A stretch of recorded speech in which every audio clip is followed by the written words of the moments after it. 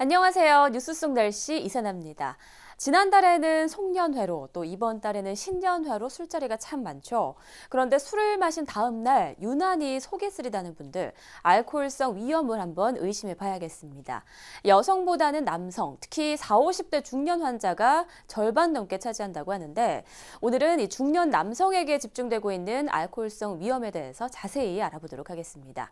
서울백병원 허양임 교수 나와 계십니다. 교수님 안녕하세요. 네, 안녕하세요. 네. 알코올성 위염이라는 게 구체적으로 어떤 증상이 나타나는 건가요? 네, 위염은 이제 위점막에 염증이 있는 경우를 다 통틀어서 얘기를 합니다.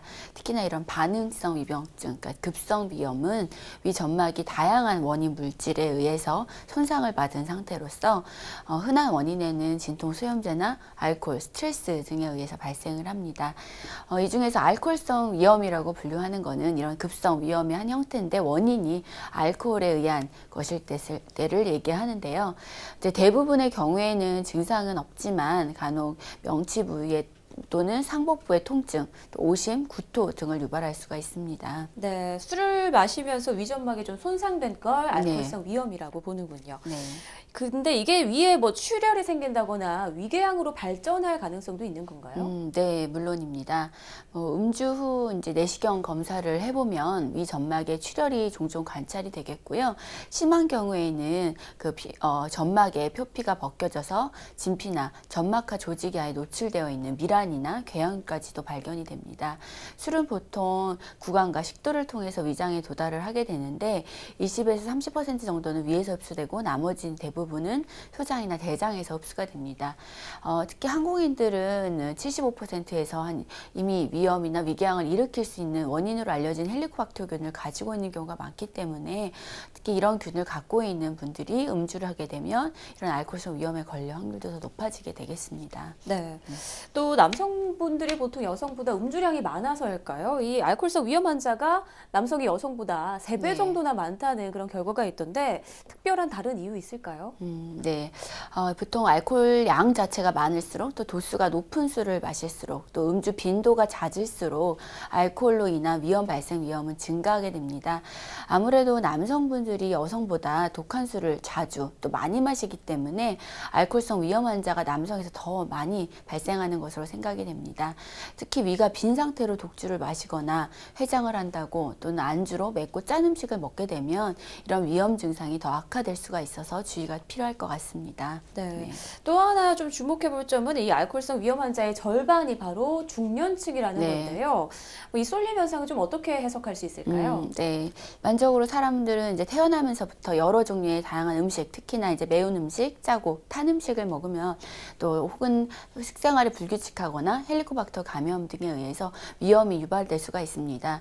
또 자연적으로 나이가 들어감에 따라서 위 점막도 역시 노화 과정을 거치게 되는데요. 그러면서 위 점막이 서서히 얇아지게 됩니다. 내시경 검사를 해보면 보통 40세 이상의 분들은 이런 음식이나 스트레스, 노화 등으로 인해서 만성위염을 대부분 가지고 있습니다. 그래서 이것을 이제 만성위염 상태다 이렇게 얘기를 많이 드리는데요.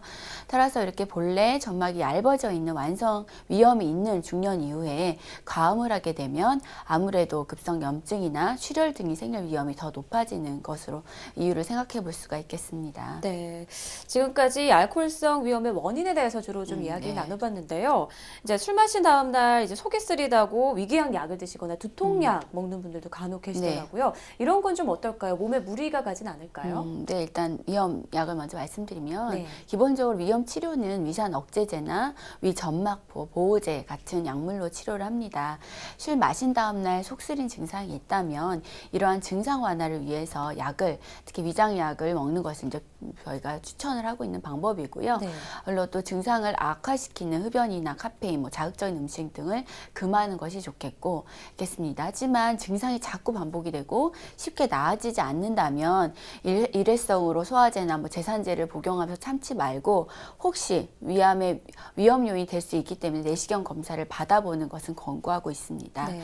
술 마신 다음 날 두통이 생기는 것은 술 대사 물질인 아세트알데하이드라는 물질 때문인데요. 그래서 일반적으로 두통약에는 효과가 좋지 않습니다. 그래서 약물 또 이 두통약에 포함되어 있는 성분이 간으로 대사가 돼야 되기 때문에 고용량 복용할 경우에 간에 무리를 줄 수가 있어서 다량으로 두통약을 복용하는 것은 자제하는 것이 필요할 것 같습니다. 네, 그러니까 뭐 일시적으로 위장약은 도움이 되고 두통약은 그리 효과가 네. 없다라는 말씀이시네요. 그리고 또 술을 좀 빨리 깨기 위해서 일부러 좀 구토를 하는 분들도 간혹 계시거든요. 이건 어떻습니까? 좋지 않은 방법입니다. 네. 술을 마시고 토할 경우에는 말로리바이제 증후군이라는 것이 나타날 수가 있는데요. 구토를 할 때 갑자기 이제 좁아지는 부위인 위와 식도 경계 부위에 구토물이 압력을 가하면서 위와 식도의 접합부의 점막이 찢어져서 출혈이 일어나는 증상을 이렇게 말로리바이제 증후군이라고 얘기를 하는데요. 네. 심하지 않은 경우에 경미한 손상일 때는 약물 치료만으로 호전이 될 수가 있지만 심한 경우에는 점막 아래의 근육층이나 동맥까지 파열이 돼서 과다한 출혈과 함께 심하면 사망할 수도 있기 때문에 각별히 주의를 해야 될 것 같습니다. 네. 특히나 평소에 간 경변증을 앓고 있을 때에는 식도와 위쪽으로 혈관들이 부풀어 오르는 정맥류가 있는 경우가 많은데 이때 구토를 하게 되면 이 정맥류 부분이 찢어지면서 더욱 위험할 수가 있습니다. 또 만취 상태에서 구토를 하게 되면 음식물이 폐로 들어가서 흡인성 폐렴을 유발할 수도 있기 때문에 더 주의가 필요할 것 같습니다. 네, 술을 깨기 위해서 구토를 하는 게 정말 위험할 수가 있는 거군요. 네. 자칫하면 사망까지 이를 수 있는 좀 자제를 해야 될 것 같습니다. 자, 그럼 다음 날 술이 절대 깨지 않는다면 좀 어떻게 하면 좋을까요? 네. 좋은 방법 있을까요? 네, 아무래도 술 마신 다음 날 머리 아프고 뭐 속도 울렁거리고 심하면은 뭐 토하기도 하고 네. 하는 분들이 있는데 이런 숙취 증상을 해소할 수 있는 가장 좋은 방법은 술식을 취하고 수분을 많이 섭취하시는 것입니다. 수분은 탈수를 막아주고 알코올 처리를 빨리 해주는 작용을 하기 때문이고요. 또 이런 수분 보충은 보리차나 생수를 마시는 것으로도 충분하고 충분하지만 또 술로 인해서 떨어져 있는 혈당을 높이기 위해서는 당분이 들어있는 꿀물 같은 것이나 전해질 음료도 함께 드시는 것도 추천하고 있습니다. 또 이런 수분 섭취와 함께 중요한 것은 이제 비타민 섭취인데요. 당분과 비타민이 풍부한 과일을 먹는 것이 또 도움이 되겠습니다. 콩나물국도 추천이 되는데요. 콩나물 뿌리에는 알코올 대사 과정을 촉진하는 아스파라긴산이 풍부하게 함유되어 있고 말씀드렸던 것처럼 비타민도 많이 있어서 가음으로 저가 되어 있는 인체 대사를 촉진시켜주는 역할을 할 수가 있습니다. 네, 일단 좀 정리를 해보면 물과 또 과일을 좀 충분히 섭취를 해주고 그리고 해장을 하고 좀 푹 쉬는 게 가장 좋은 방법이겠네요. 맞습니다. 네, 오늘 도움 말씀 고맙습니다. 네, 감사합니다. 실제 조사를 해봤더니 직장인 10명 가운데 8명 이상이 한 번 술을 마시면 소주 1병 또는 맥주 4병 이상을 마신다고 답했습니다. 세계보건기구가 제시한 적정 음주량의 2배가 넘는 양입니다.